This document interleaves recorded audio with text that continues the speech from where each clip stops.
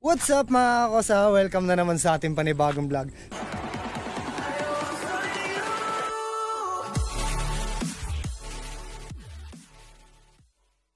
Medyo matagal-tagal na rin akong hindi nakakagamit ng SC pipe mga kosa. Ang huling gamit ko ng SC pipe ay pandemic pa. Halos 2019 pa nung huling gamit ko. At nandun naman sa vlog ko kung bakit ako nagpalit ng SC pipe. Kasi nahuli yung SC pipe ko dahil walang silencer. Alright? Kaya ngayon, plano kong palitan yung aking Akrapovic na exhaust pipe. Kaya naman papalitan ko mga kosa. Meron kasi akong paggagamitan ito, ililipat ko lang dun sa isang motor. Kaya nag-order ako ng SC pipe. Alright? Ito ang in-order ko na SC pipe na galing sa Shopee. Yung dating SC pipe ko mga kakosa, yun ay stainless. Alright, buong stainless yung pagka-exhaust pipe niya. Ang pagkakaiba lang nun dati ito ay real carbon. Alright, then may screen na siya sa loob. Hindi na siya katulad nung dati ko na open. Kaya ang mangyayari nito, hindi ko siya malalagyan ng silencer dito sa labas dahil nga ay screen type siya. Alright, kaya ang lalagyan ko na lang ng silencer ay ito, mismong dulo, itong may 51mm. Itong na-order ko mga kakosa, kitang kita naman na buong buo yung pagka-carbon niya. Wala namang damage, walang kahit anong tabas na sumobra. Sakto lang. Ayan, kabilaan, chinecheck ko, wala naman naging problema. Dun sa review kasi meron akong nakita na yung carbon daw ay pangit daw yung pagkakatabas. Pero itong dumating sa akin, okay naman. Malinis na malinis mga kakosa. Then dito sa weld ng screen niya, okay din naman. Wala naman akong nakikitang pangit mga kakosa. Tuloy-tuloy naman. Maganda rin naman. Bali, goods na goods sa akin to. At ang kasama naman itong SC pipe na to, syempre yung bracket, yung clamp na may rubber, then spring.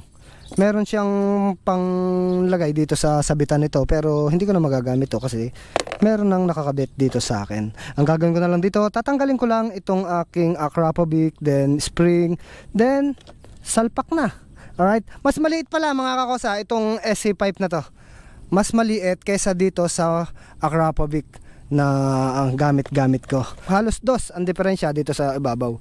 Pero pagdating dito ay hanggang dito lang naman. Di ba mga kosa? Dahil sa nakagamit na rin naman ako ng SC pipe, kaya nakita ko na rin naman yung magiging dating niya nung nakakabit yung aking SC pipe. Kaya ngayon ay eto na muna ang aking gagamitin na exhaust pipe dito kay Ruduka. Then ang kasama pa nitong SC pipe na to sa box ay syempre yung pangalan niya, sticker na SC Project MotoGP Exhaust Technology. Hindi dahil sa nag-order ako ng exhaust pipe, ang gusto ko ay yung malakas. Hindi, syempre. Kaya nga nag-order din ako ng silencer. Alright. Ito yung silencer na in-order ko para dito sa aking SC pipe. Kaya naman nagkaganito tong aking silencer kasi tinanggal ko yung isang ganito kasi back to back to eh. Yan, parehas ganyan ang design. Ito 51, pero yung kabila ay 48mm. Hindi pumapasok dito sa loob ng ating SC pipe. Kaya ang ginawa ko ay ginrinder ko, kinat ko itong pinakang ganito para lang itong silencer na to ay magamit ko. Kaya kapag inilagay mo itong silencer na to dito sa loob ay pumapasok na. Yun. Ngayon mga kosa, tanggalin na natin itong ating Akrapovic at ipalit na natin itong ating SC pipe. Alright, para makita na natin kung gaano kaganda ang kalalabasan ni Ruduka. Ngayon, salpak lang natin, testingin lang natin. Kasi kapag ito, nalagyan ko na ng silencer, hindi ko na may to.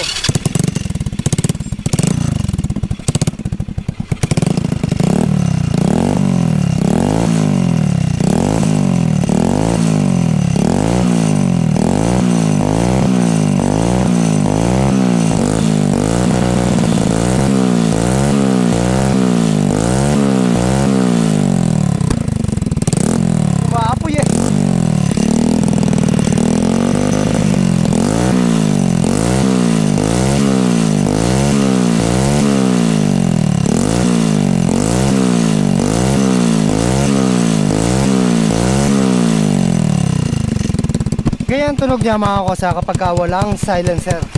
Kaya kinakailangan nating lagyan ng silencer para hindi siya masyadong maingay. At syempre alam nyo na, para hindi tayo mahuli mga kosa. Ngayon testingin naman natin yung may silencer.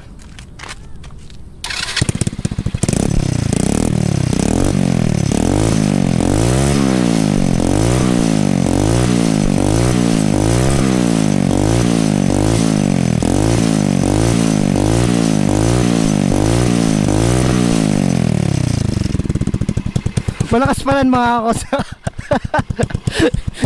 Malakas pa rin. Dapat medyo mahina lang. Gagawin ko na lang siguro yung silencer. We-weld ko na lang yung ibang screen para masaraduhan, para medyo humina.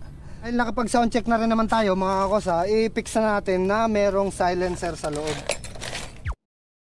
Tingnan nyo naman kung gaano kaganda ng ating bagong SC na exhaust pipe. Ganyan talaga kapag big bike concept, kailangan talaga yung magmukhang big bike siya. Astig na astig, ang ganda oh.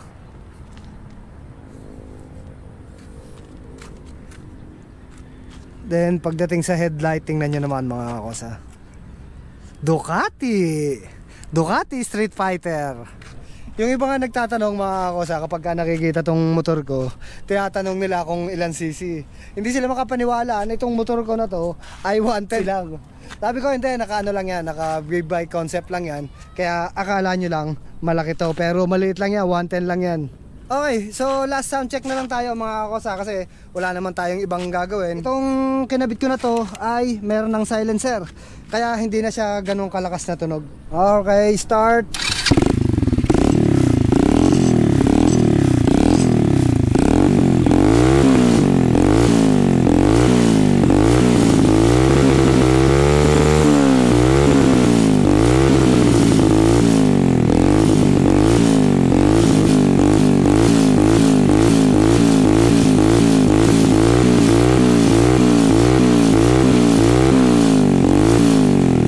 Kung gusto nyo rin ng ganyang pipe, magtingin-tingin lang kayo sa Shopee, marami kayong makikita dyan. Alright? So paano mga kosa, dito ka tatapusin ang vlog na to. Laging tandaan, ride safe always, peace!